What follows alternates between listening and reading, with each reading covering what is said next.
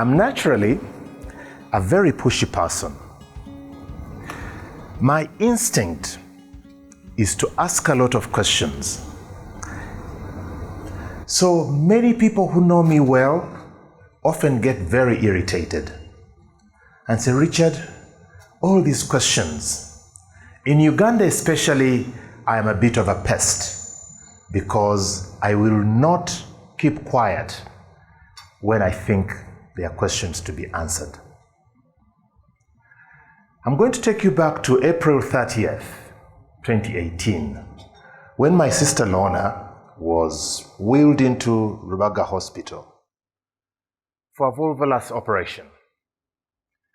She was taken in, it was a Monday, and she was wheeled into the operating theater around 6 o'clock. And the operation took about 5 hours. So it was pretty serious. After whatever the doctors did, she was wheeled into what is called a recovery room. What the equivalent would be a surgical ward. But I'll take you back and explain. Volvulus is a knotted intestine.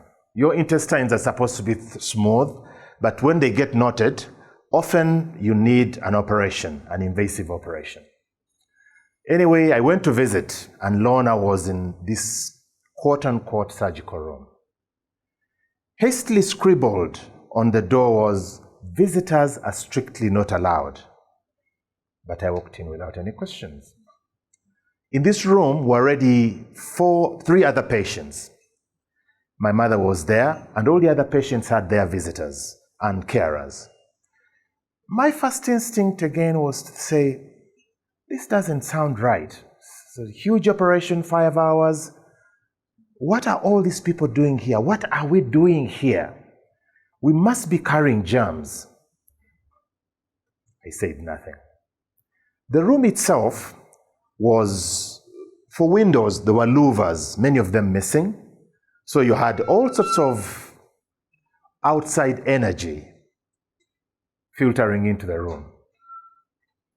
It didn't sound right. So, well, it is a hospital. They know what they're doing. I could see mosquitoes hovering around. Again, I was thinking, this doesn't sound like a surgical room. Instinctively, I would have wanted to ask a lot of questions. I didn't. Fast forward to 3 days later. I visit, and I'm told Lorna has been delirious. Her temperature has been stubbornly high for the last 2 days, 40 degrees plus, which is about something like 104 Fahrenheit. It just didn't sound right. And I still didn't ask questions.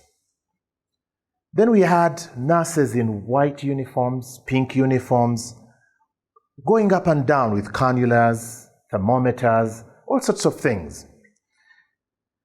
And I was thinking, they're not asking us to leave.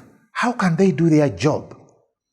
My instinct was to say, why are we here? Why don't you ask us to leave?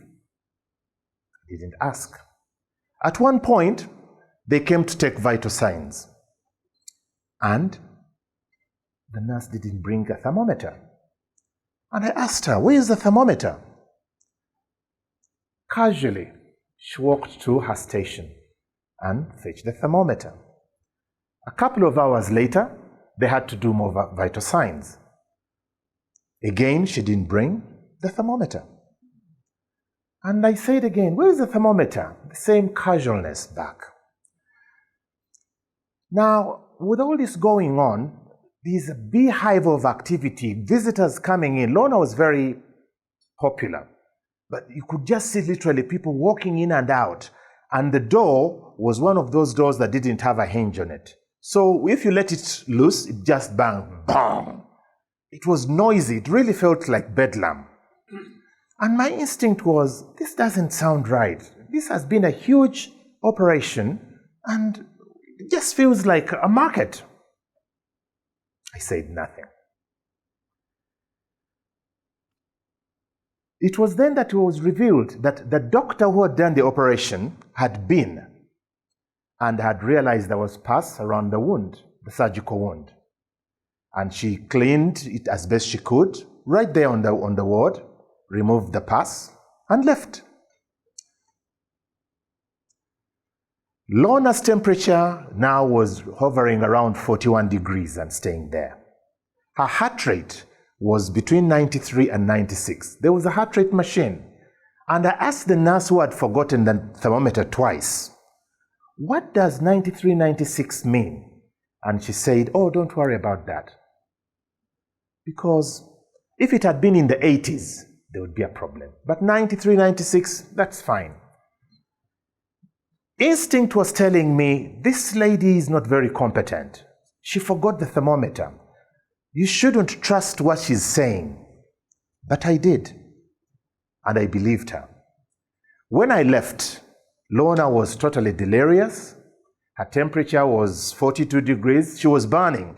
And we were tepid sponging everybody who could. My mother was a nurse many years ago. Every relative had been taught how to tepid sponge to lower the temperature. I left on Thursday evening and went home. I got a phone call around 6 o'clock. I said, Lorna didn't have a very good night. You need to come. We are going to take her to a proper intensive care unit. As I was rushing, you know how it is. You're frantic, trying to get transport and all that. I get another phone call at about 8 o'clock. Lorna had died. Friday, the 4th of May, we lost our sister. And on my way to the hospital, I pull out my phone, Google Doctor, and I start putting in delirium after an operation, sepsis, high temperature after an operation, sepsis, stubbornly high heart rate, over 90 after an operation, sepsis. Lorna's death certificate says she died of cardiac arrest. Everybody dies of cardiac arrest. Because you can't have, when you die, you've had cardiac arrest. I look back and I say, my instinct had been right. All the questions I didn't ask. What if I had asked what we were doing there? What if I had insisted that we get somebody more qualified to take the vital signs? Because that was my instinct, and I didn't ask. What if I had questioned what kind of surgical ward allows people to go in and out, allows all this infection? Because it was my instinct to ask, and I didn't. What if I had questioned the pus? Because this is primary 7 science. The moment you notice pus, that is infection. And a 5-hour operation, that is acute infection. I didn't ask. When all is said and done, this is a regret I'm going to live with for the rest of my life.